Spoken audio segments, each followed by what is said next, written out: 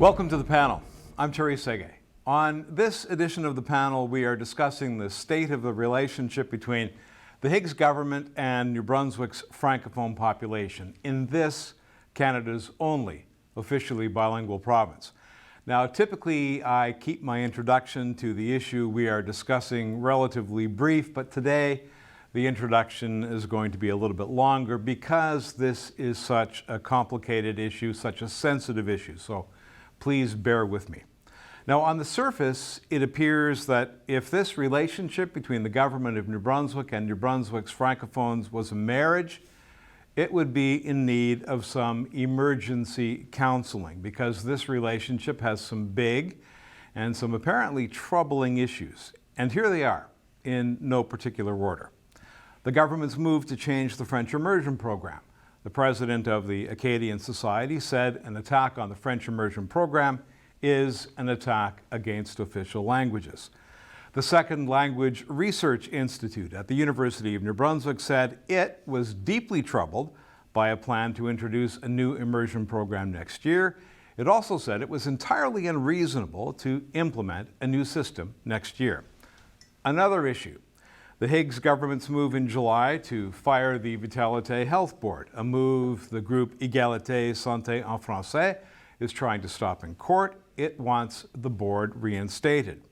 And there are musings in the government about eliminating the position of the Official Languages Commissioner and changing the dual system of school busing in favor of a private service. And there is also the Premier's involvement, former involvement, with the core party of New Brunswick, a political party which was opposed to official bilingualism, which raises questions about why he was attracted to that party's ideology.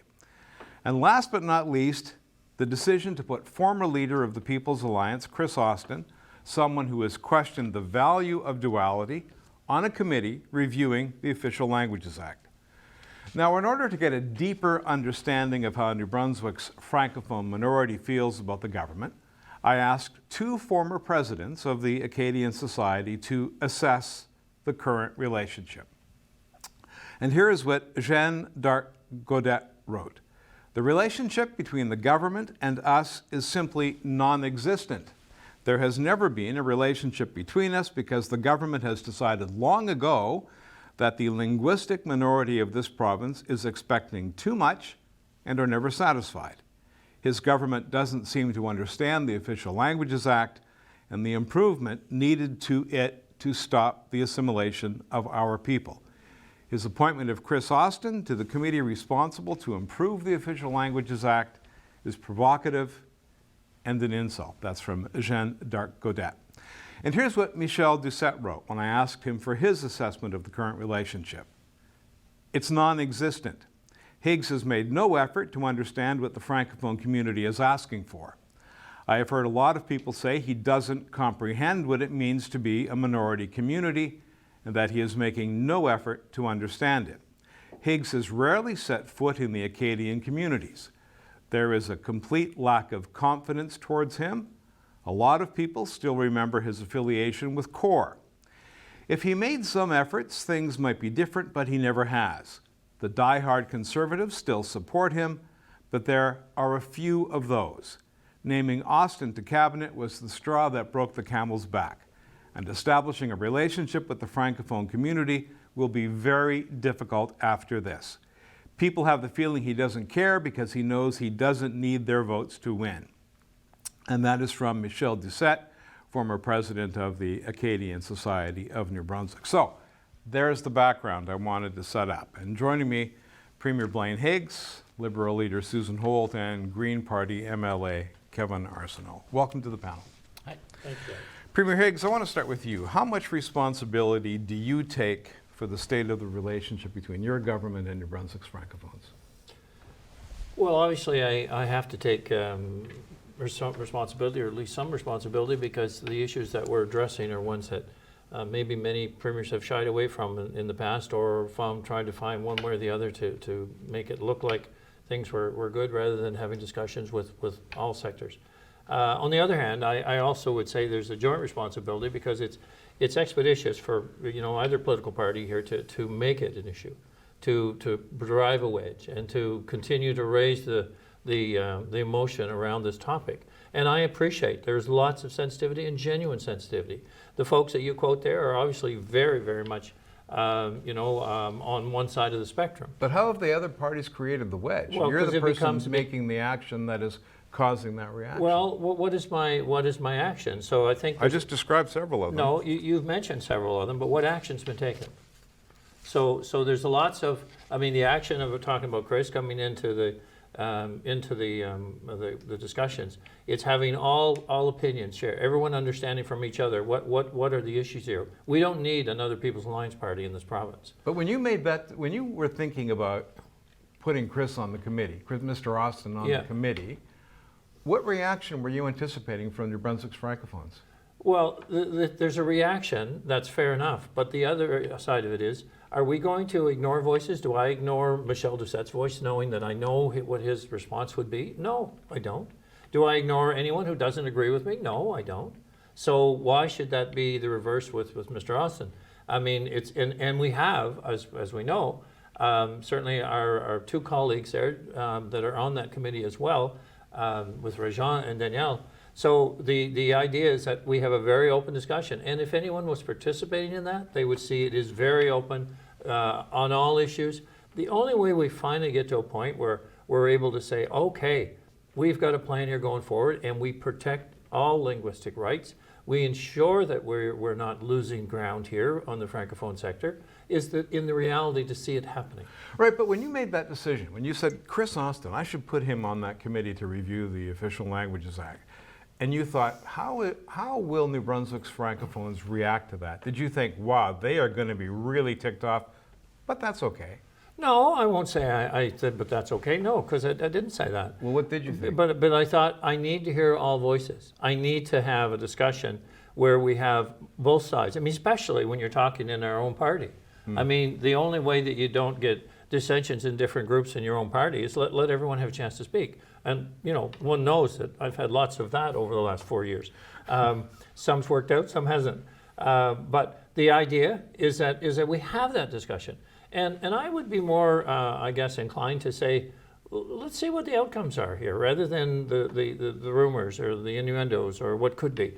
You know, in the other part, I guess I would raise is going through this province, in any part of this province, we have been a government that's put policy, put investment all over the province, everywhere. There's been no priority bookings in one sector versus the other. Okay. Susan Holt, how much responsibility do you think Premier Higgs has to take for the state of the relationship?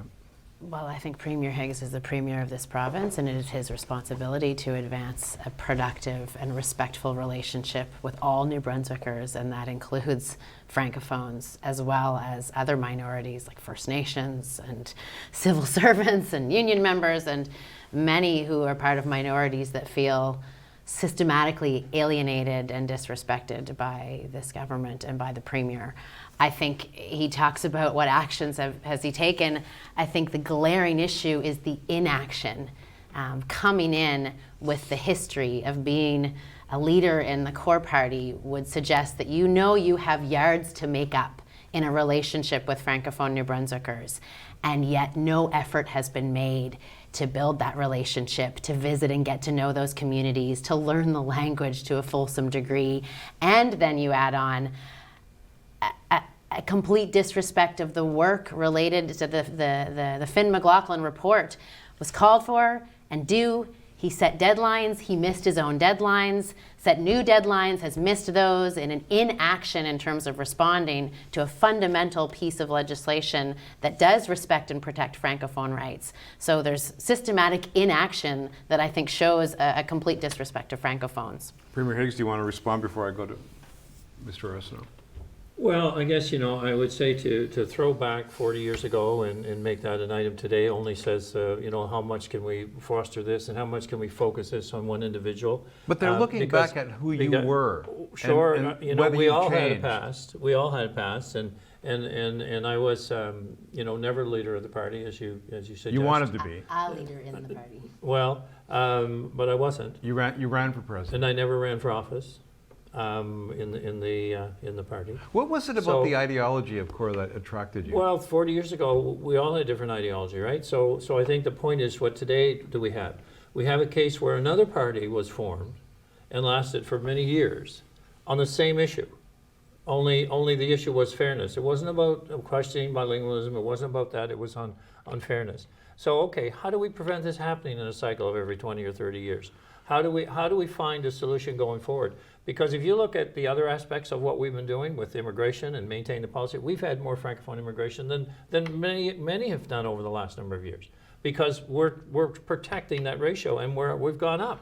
I guess, Premier Higgs, the way I'm interpreting the reaction from some of the people and some of the leaders in the Francophone community is that they knew who you were 40 years ago. They want to know how close you are today to that man 40 years ago. So CORE's official function was to oppose official bilingualism. What And I'm appealed not to doing you that. about that? I'm not doing that. When No, you were a I- member of the party?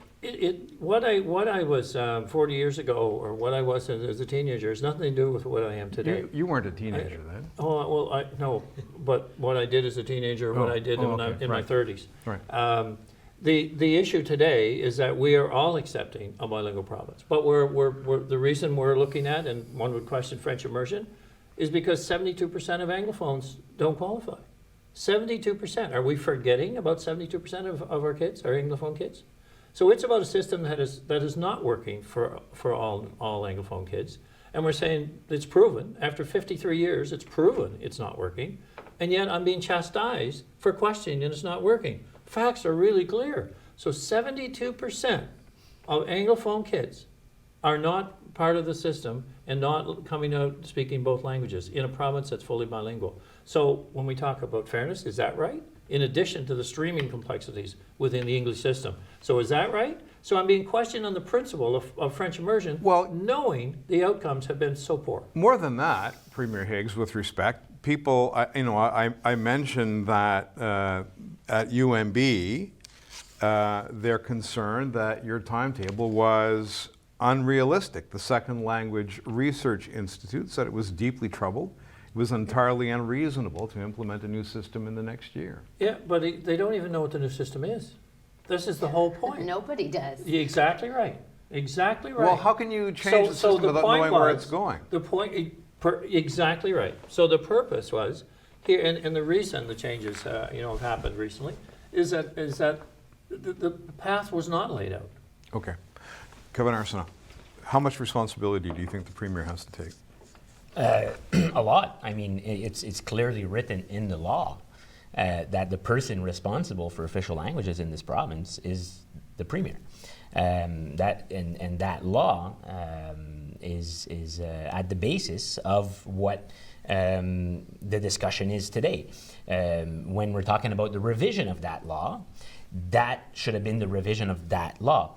I agree that, and I've always have agreed that there's problems with bringing Anglophone students in the sector, the education sector, to a bilingual level. But the Premier, by mixing both up, knowing very well what he was doing, creating a wedge, took away the most important tool for the Francophone minority in New Brunswick, which is the Official Languages Act, because that ensures that both linguistic communities are equal. And let's not lie. Let's not, sugarcoat anything. I mean, I've been working in Fredericton since 2018. This is not the official bilingual province that I was brought up to believe that we have. Every meeting is in English. As soon as you take away interpretation, every meeting is in English. I remember during the 2020 negotiations right before the election in the cabinet room, I asked for interpretation. I was told that I didn't need it, that someone else would translate for me. Who told you that? The Premier. And absolutely. I was sitting right there. Well, I don't recall exactly, but did we not have an interpreter there? No, we did not have an Oh, I interpreter, think and we I did. asked Yes, for we it. did. No, we did not. This is I consistent. I promise. We had plenty of interpreters here. No, because interpreters are professionals that know how to do it. I was told that some staff of the Premier's office would There you interpret go. for See, me. so we did But have it. Yeah, that- but your staff is not the same thing as a professional. A professional We're having a interpreter, discussion and- in the room. We're having a discussion, And- and he's perfectly able to speak in The official language of his disadvantages choice. people for whom French is their first language. This is consistent. The Premier asked in the House the other day, show me examples of where I've disadvantaged Francophones. One of them is unilingual briefings with an expectation Absolutely. that translation doesn't disadvantage when translation isn't made available in a timely way. Another is unilingual press conferences when we're in the middle of a health crisis. So we're having major COVID issues and we're delivering unilingual press conferences to all New Brunswickers. There are examples where Francophones and people who speak French as a first language are made to feel like second-class citizens because they can't access information from their government. Another one is ministers not being available to do interviews in French media. If you listen to the morning shows and the afternoon shows in Francophone New Brunswick, you do not hear this government speak to the people. But they're constantly on the Anglophone network. So that's all actions that are taken, and what it's creating is this very sad state of bringing back and reinforcing some messages, and I would say even, because the Premier likes talking about fair and equitable,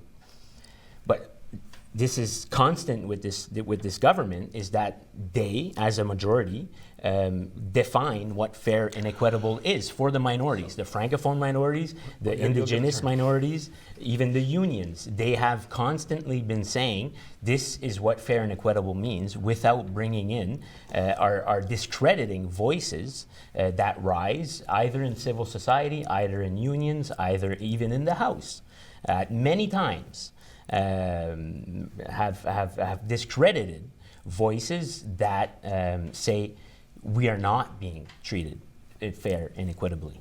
Okay, just on your point about guests being provided to Francophone radio shows, if someone is not fluently bilingual, how could a minister who isn't fluently bilingual function in a Francophone program on radio with an interpreter? How would that work? There's different ways of doing it. You could send another minister. I mean, ministers talk during cabinet. Ministers are able to defend many different files. You could have also even make some staff available, some staff around. So, I mean, it's on live radio. Interpretation is not always the best thing when it comes to an interview, but maybe you could palliate for that by having one-on-one interviews where they're able to do the interpretation in some editing. So you could change the way that you communicate, but you need to communicate. Okay, let me just get. So well, let's go back to COVID. In relation to that, when we did polls throughout COVID in the communications, it was over 90% across the province. We had full interpretation, all across the province. All right. We had full interpretation in every session that we had. People could ask their questions in French or English, it didn't matter, because there was full interpretation.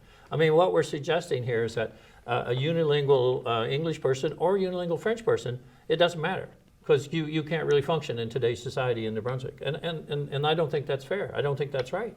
Because we have a school system, so Kevin talks about the school system, or I was added that to the review. If we don't fix the school system, we never fix the problem. We never fix the fact that we can get the full potential of a bilingual province. We're back to immersion. You're talking. Well, the point right. is, if you don't fix the root cause of why people aren't having that social interaction, that ability to speak either language anywhere in the province, and you're not graduating more than that, you're only graduating 20%, 28%, you'll never fix it. So we can talk about the symptoms, and we can talk about, oh, well, that's okay, it's French immersion. But then you talk about the results and say, well, are we going to talk about this 20 years from now, or 30 years from now, 40 years from now? It won't be me, but it'll still be somebody saying, oh, wow, we can't speak about it because this program worked. But it does not work for 72% of Anglophone kids. Well, I think that there's a major disconnect here, Premier, in that you're proposing a solution that doesn't address the problem you just described. If we want to strengthen bilingualism in this province, and if we want to give Anglophones and Francophones a chance to build the kind of relationships and connections that New Brunswickers have and want, because we are a proud bilingual province. Every New Brunswicker I know is proud of our status as Canada's only officially bilingual province. And one of the ways we get there is through education. And the French immersion program, through my lifetime, has gone from being taught by unilingual Francophones to now being taught to my kids by Anglophones who had the benefit of learning in the immersion system. And we're proposing removing the best program we have at teaching French education, watering it down to a mediocre conversational French for all that we don't even know what it looks like today, that we do not have the teachers to deliver next September. And that's going to produce fewer French speakers than the program produces now. And we think that that's going to mean we have fewer people able to function bilingually in New Brunswick. And we're going to call that a fix for language tensions. That destroys the social contract that exists in this province, which boils down to a question of leadership. It's a question of really understanding New Brunswickers and understanding New Brunswickers that might not have the same lived experience you have, showing a respect for all New Brunswickers. I'd love to hear what the Premier has done, what actions the Premier has taken to build that relationship positively with Francophones in this province. So you don't care about the 72% Anglophone kids that I aren't think the learning French, 72% right? is you manipulating So- data to the story you there's want. no because manipulation, I am Susan. a product of the There of the is French no immersion system, manipulation. Hold on, one and at a I time, don't show up please. in that There is data. no, you don't. You You're have part of the seen and called the 28%. data You're my part ass of the because 28%. it didn't satisfy you. I am part of the you- 72% No, who you're not. did not complete the No. French immersion program. I'm Oh, shown really? as a dropout of the program. There, as many have. Many have And I am dropped a out. successfully bilingual person in this program because I had access to French immersion from grade 1 So all the way through to grade 9. The 72% that are streamed into an English-only program, you don't care about.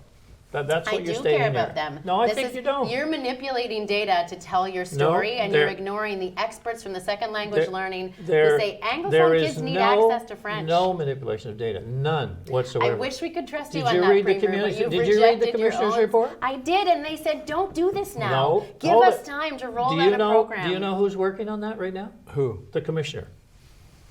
The Commissioner, The John commi- McLaughlin.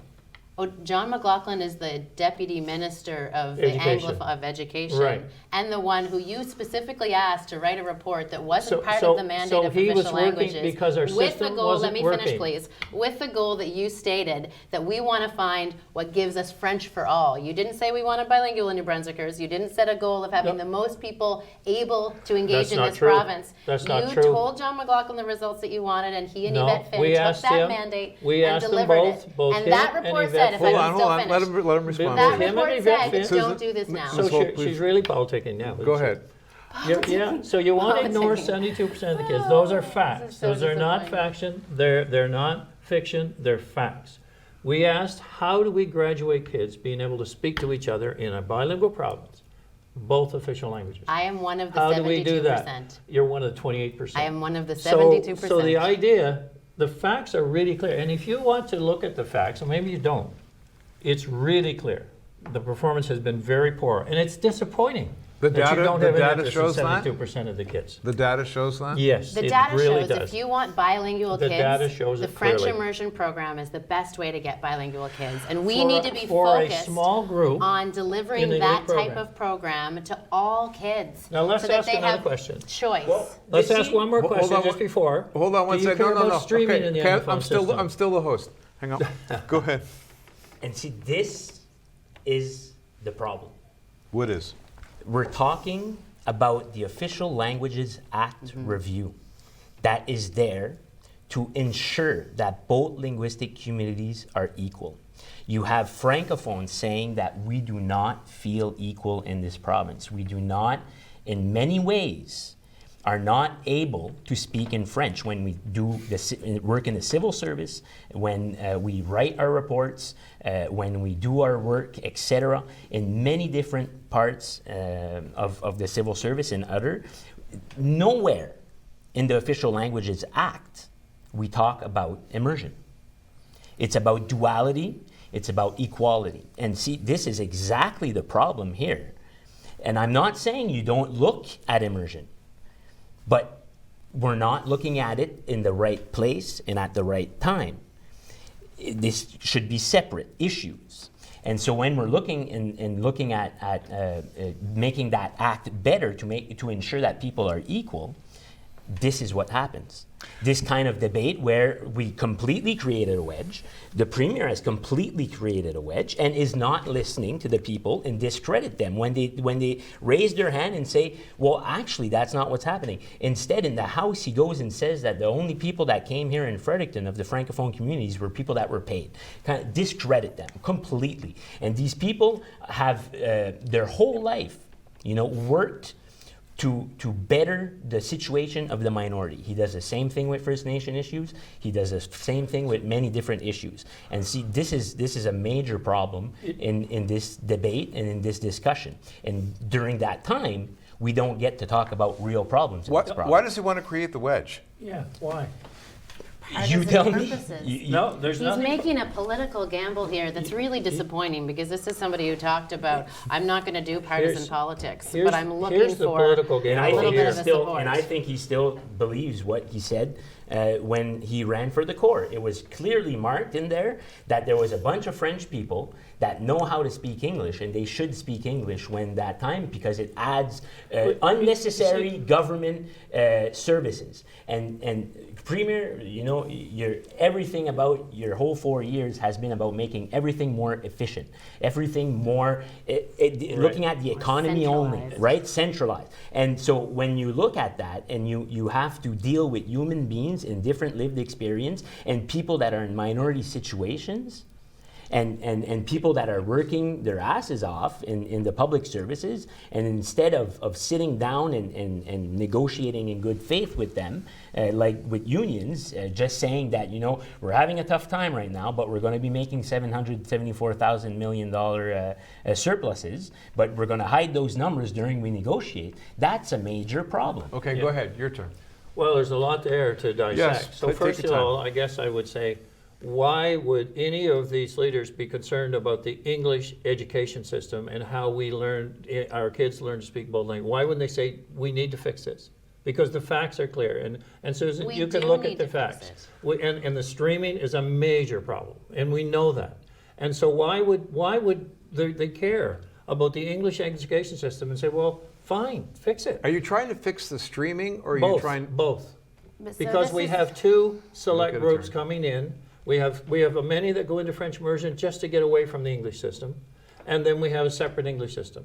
So the French immersion, yes, has many dropouts in the process, but still is a quarter percent of our total, 28% of the total that actually go through, and many drop out in grade 10 in order to get into English in the university.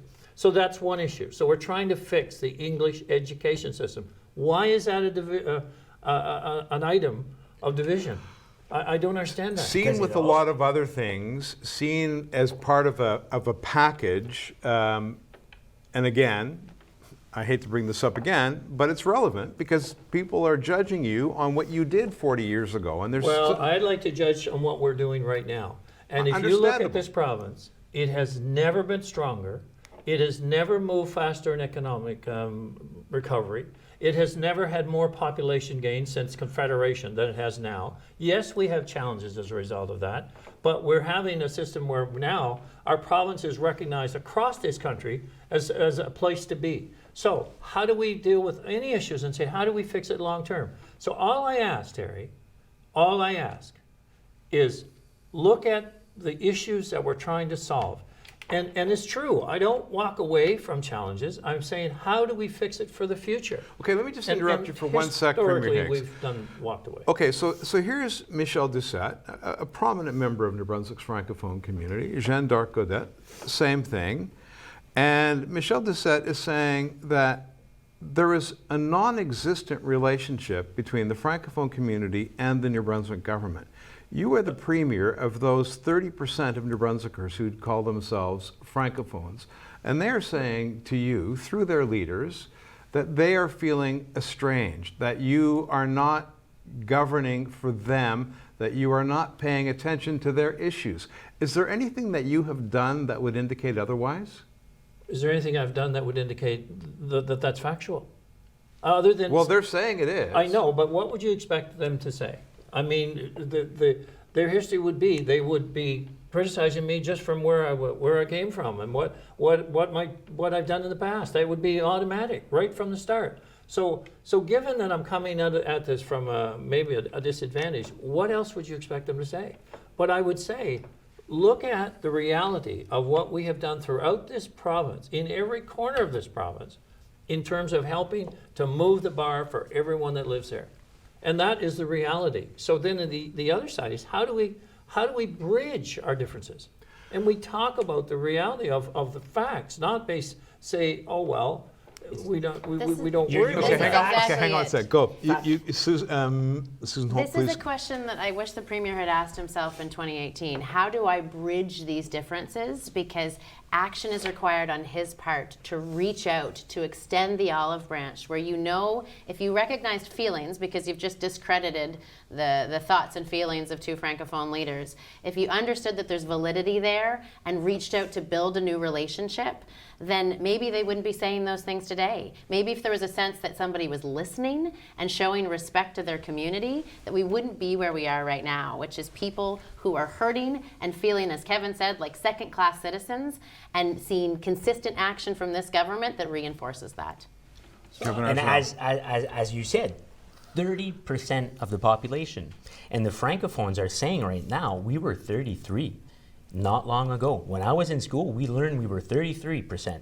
And that's been going down and down and down. The assimilation rate is up. And experts are saying assimilation rates in the Francophone community are going up and up. Premier doesn't want to look at that problem, though. Do. No, absolutely not. Look at our immigration stats If you in the wanted, last several if you years. wanted to look at that problem, you would have done the Official Language Act review in itself. You would not have created a wedge with French immersion and put it together. I am not saying that we should not look at French immersion. I'm not the expert in French immersion. I didn't have to learn English.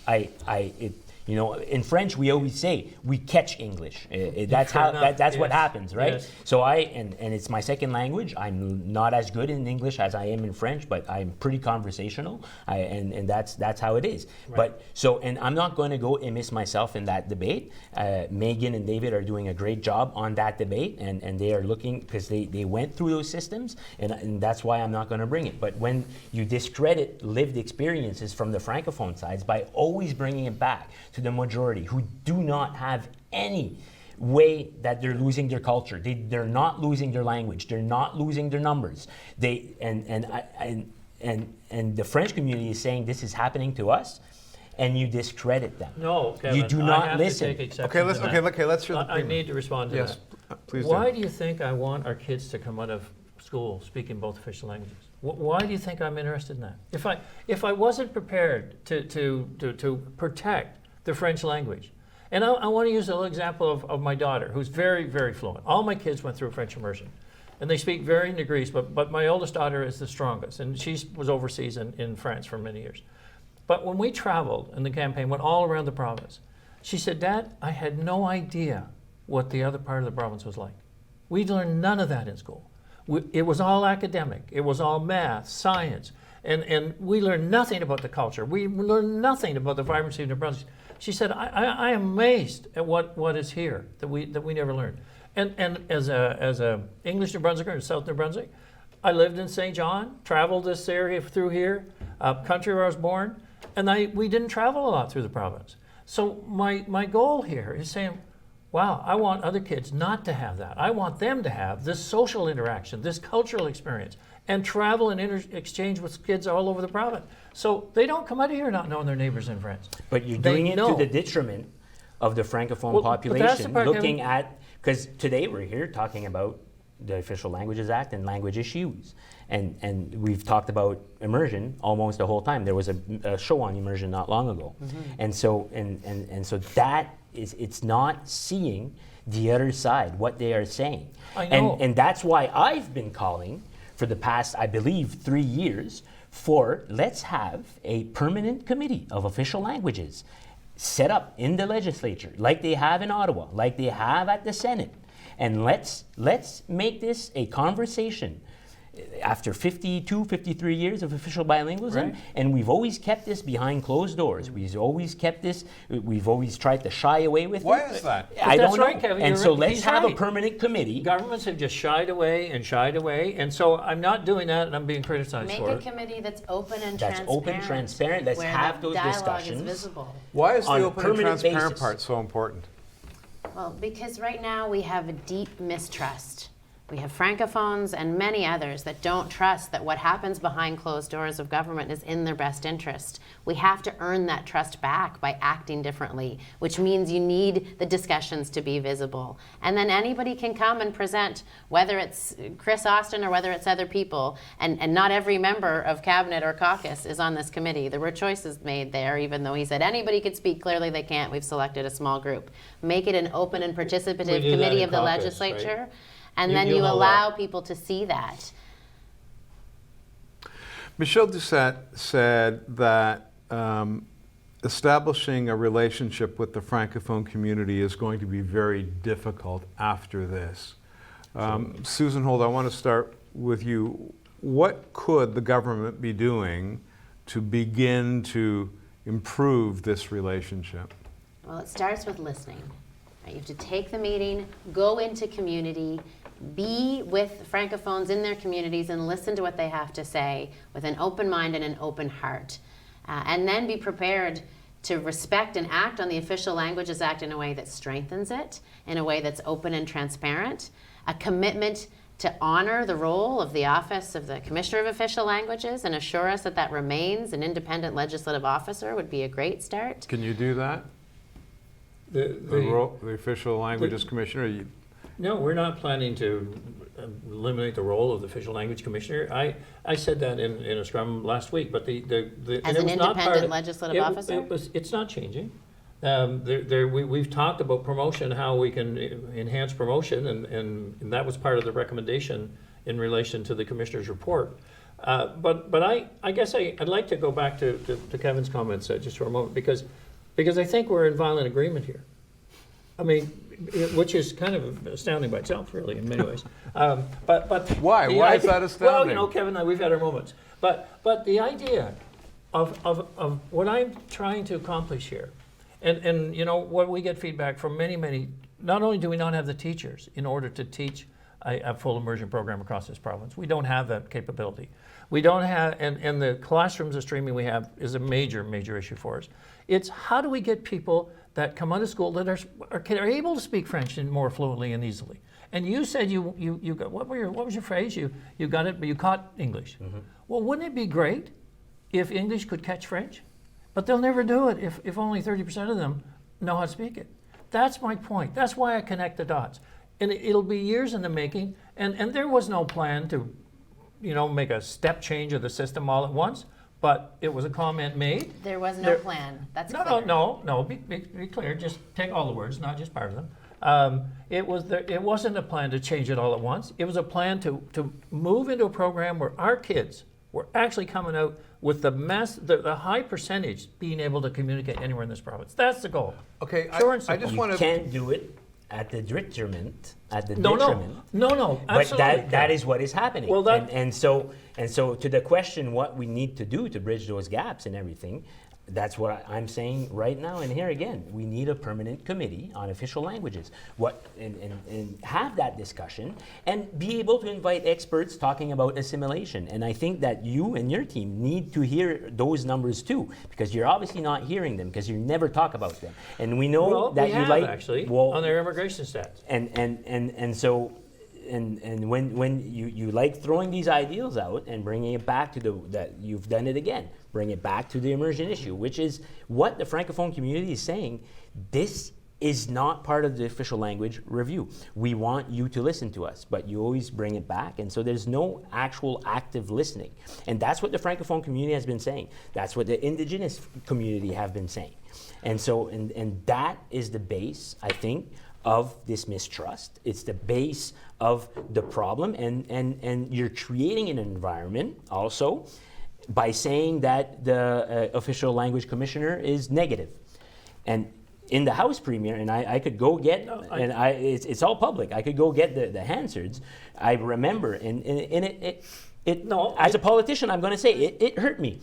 You called me an extremist in the House because I used to be president of la SANB, la Société de l'Acadie du Nouveau-Brunswick.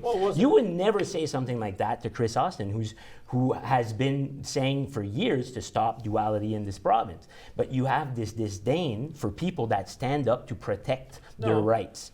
Absolutely. No, Kevin, that's not the case. I mean, Did you call him? Did you call him? I don't remember calling you extremist, Well, but you've been pretty vocal on number counts, right? So absolutely, So that's my job. It wouldn't be only That's the my job. language side of it. But you know, we all can be opinionated in our own right. But I guess I just want to reemphasize the fact I do connect the ability for our kids to finally be able to communicate in a bilingual province in both official languages. So you don't come into a meeting where half the people can't speak French, and so therefore it's in English. Because now you come into a meeting where everybody can speak English, so it gravitates to English. That's what will change if people can actually start speaking it right off the ground coming out of school. Okay, I just want to immerse in this big subject, but I just want to nudge us in a different direction, because talking to Francophones and hearing from Francophones, there's an accumulation of things that leaves them feeling the way Michel Doucette described, that they are not a full member of society. And the other thing that falls into that was the getting rid of the Vitalité Board. Because the Francophone community feels that those people are close to them and will represent their interests. I mean, what was your plan there? I mean, how are you going to make those people feel that you're not taking something away from them? Well, in the case of the hospital, the RHAs and such, it's how do we get the best healthcare system in our province? And I would assume that Michel Doucette and others would say healthcare is our primary concern. It has to be. So we've gone through some traumatic experiences in healthcare. We started with COVID. I mean, we had to put the group into a small. We had 2 from Vitalité, 2 from Horizon, and the Department of Health and the COVID committee, you know, to make decisions quickly, because we were making decisions. It took 2 weeks to decide what to wear and 24 signatures. So then you get into a situation where every hospital in the country is kind of in trouble and under threat. We can't find more people. So it's how do we innovate in this? How do we find ways to coordinate our efforts? How does getting rid of the board do that? Well, what's happened right now is that the small group, 2 trustees, 2 CEOs, work together on decisions that they make in the best interest of healthcare. And they do it quickly because there's a sense of urgency here. Well, the concern is that you want to set up one health authority for the No, province. I've said very clearly, I'm not combining the health authorities. I'm not. I want to see them coordinate their efforts, so that we can have the best healthcare in the province. Coordinate to what degree? Well, let's use an example of a lady in Moncton. Okay. But this could have been at Dumont, could have been the General, didn't matter. So a hospital in Moncton basically sat there for like 16, 17 hours. It was a matter of public record. And then said, well, her daughter had a broken wrist. And then she sat there for about 16 hours. And said, well, I'm going to go over to the other hospital and see if I can get in there. And it was kind of like, well, good luck with that. Well, she did get in, but it didn't matter which hospital. It could go either way. But if you said, well, why wouldn't the hospital talk to each other and say, look, I'm not going to get to a broken wrist all night long here. I've got some real serious cases here. Maybe I could call next door and see if you could get in there. Why would we send someone around? We had another case just recently where a lady was moving all around different hospitals. They said, well, go try the ER here, go try the ER here. Why wouldn't we coordinate that and say, oh, gee, they've got room. They'll take you as soon as you get there. Then that's the goal, is how do we utilize our system to its fullest? So today, with a smaller group, in today's scenario, to speed up our ability to respond quicker, because we don't have the resources in terms of personnel to do it, it's utilizing every resource we got fully. Any concerns there? Well, I think we're way off track of the conversation around official languages and Francophones' needs. There's a piece that there were people elected by Francophones to that board Right. democratically, the same way we've seen with the district education councils, where there are people elected to represent their communities and be a voice for schools and parents. And that environment is being dismantled for something that we don't know what, again. But I think we're getting away from the question that's been asked repeatedly and that we haven't heard an answer to yet. This is a file that requires leadership and respect and compassion and bridge building. And we haven't seen the actions that this government or this premier has taken to build those bridges with New Brunswickers that are in minority, that don't look or live like him. This is about all of us being as the best we can be. Change is difficult for most people. Change it's resist change at all costs is typically the process. Nowhere is that more prevalent in the political world because there's such pushback on change. Is that why Our we're still healthcare- talking about fossil fuels? Well, the transition. Okay, you're right, but it's a transition. It's a process. I know, Again, people are afraid of change, Premier. it is, and so in a health system, we're forced into it. COVID highlighted it, but something we knew was coming, but it highlighted it. Now we're forced into it. So it's about how do we get the best health care? And how do you get people that know about health care to manage process? I was at an event last night, the Innovate NB Awards, and it's all about young minds thinking about innovation in our system, in the province. And they're representing all over the province. That's what we need, is that ability to innovate our processes and manage the system. Okay. It's not But we about don't- just saying, well, I'm going to hire more, I'm going to elect more people on this board and that's going to fix it. It's how do we manage it better? Okay, We so don't no. need a premier as a process manager. There are civil servants and good people who can do that. And yet we have the premier, instead of leading and respecting and connecting with people's feelings, we have a premier managing in the weeds and centralizing every department from DTI to health, all coming in under the control and centralization of one person, which means it's moving slower than ever. But we don't need a premier as a process manager. We need someone who's going to lead this province that shows a care and a compassion and an understanding for different people in different corners and doesn't make them feel fear and anxiety and anger, but actually helps them feel like they're connected and that they're being heard and they're being respected and listened to. Premier Higgs, the concern that I have heard expressed is that you don't understand what it's like to feel the anxiety and the fears that New Brunswick's Francophone minority feels because you are not part of a minority. Do you think that's a fair criticism? Do you think you can understand? I can understand how someone would say, well, you can't relate to this in the way that I can. I get that. And when Kevin says he was personally insulted with Chris's role, I mean, I can understand his position. I don't think of it that way because I want to hear all voices. And we have these discussions in caucus and then you decide where to go. But I do appreciate that. And I appreciate that, I haven't experienced everything, so I'm bound to. There's a lot of things that I can improve on, and I appreciate all that. Like what? Well, in terms of how do we balance the sensitivities that are real, and so if I take healthcare, it's like if I can find ways to get people a doctor, if I can find ways to have a community clinic that works, if I can find ways that you actually have an ER that's responsive when someone shows up and can take them in and not wait all night long, if paramedics aren't sitting one shift to another, sitting outside of a hospital, then I feel, I may have to get involved in the process management of different things because that's the world I came from, better management. We can talk about it or we can implement, but I'm not centralizing things, but I ask a lot of questions about, do we know how this works? Do we know how many people are showing up on shift? And I want to use another example that I think is very clear. So I was told by a 37-year veteran nurse back about a month ago or so, and she said, look, I love my job. And she works in St. John at the regional. And she said, I love my job, but I can't understand. And she was giving me all kinds of ideas of things we could do differently in the system. So I'm listening to people that are actually there, experiencing it. She said, I don't understand why I'm a acute nurse, she said, and we would be short-shifted as acute nurse at the regional. But St. Joe's over there would not need an acute nurse, but be staffed with acute nurses. So why can't we interchange and say, okay, I can send the LPNs there and I can keep the shift going.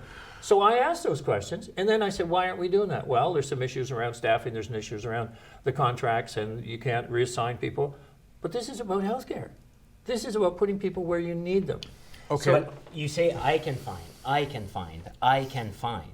And it's a constitutional right that Francophones are allowed to have their institutions, and Anglophone and Francophones, and avoir la gestion, the management of education and in healthcare. And you fired all the Francophones from the board, and that we elected, that Francophones elected, because we trust that they are going to make the decisions for the healthcare system. Not saying that they're not going to work together, but the healthcare system and the way that we see the problems and the way that we have these problems. And so, but again, in the language, I can find, and Well, that is the problem. You can find. No, the community is saying this is what we need to be advancing. This is what needs to be done. This is how we are feeling, and those comments are just brushed off and becomes I can find. Well, I'll take care of it. But I don't know that I was over dramatizing I can find. What I'm suggesting is that the thing that's missing in healthcare, because we have to innovate, because we can't find the people to And fill jobs. people on the ground will innovate. They will, because Not they in an have office been. and- Well- We have had recommendations from the Medical Society, from the Nurses Union, from the paramedics of ways it could be done differently going back many years. And when they are saying we don't feel listened to, and our voices as the people who work at the grassroots and at the ground level of the ERs and the clinics are saying this is how the system needs to change. Where are we on those changes today? The hospital Where in are we in St. Anne de improvements? Ken, which is under Vitality, has completely different needs than the hospital in other regions of this province. Fair enough. And the people, we have the biggest indigenous community of the whole province, Elsipogto. We have Anglophones, we have Francophones, and they're giving services on the ground, and they also do not feel listened. Actually, I think you wanted to close down their emergency room not that long ago. And so those kind of inflammatory comments and suggestions of ideals that fall through and etc. And I just want to make a point here, because it's also the language that we're using. So the official language commissioner is negative. We've heard you say that. We've heard you say that Acadian leaders that came to Fredericton were just paid people, so they were paid to be here. You've called Acadian leaders extremists for standing up for their rights. And so this is creating an environment in the province where having this kind of discourse is being normalized. And in the same way that Trump has done it in the United States, he has normalized language. Absolutely, he has normalized language and created this event. And one of my constituents called me on Monday, very sad, because he had been in the city for a ringette game with his daughter, and there was a comment made there because he sat down. Someone said, "You took my spot." He said, "I'm sorry, I didn't know no one was sitting here." He said, "Nothing was there, blah, blah, blah." And he stayed where he was. And the comment was a word I'm not going to say, but something Frenchman. Not And, acceptable. but this, you have normalized the use of this kind of language and these No, kind of attacks by calling the language commissioner negative, by saying that Acadian leaders are extremists, they're just paid. By And saying a Francophone MLA speaking French in the legislature is doing it to be manipulative, to call Absolutely. Francophone candidates lampshades. Like Absolutely. we're really propagating negative emotions. Go ahead. absolutely. So I certainly reject any connection there with how goes on in the U.S.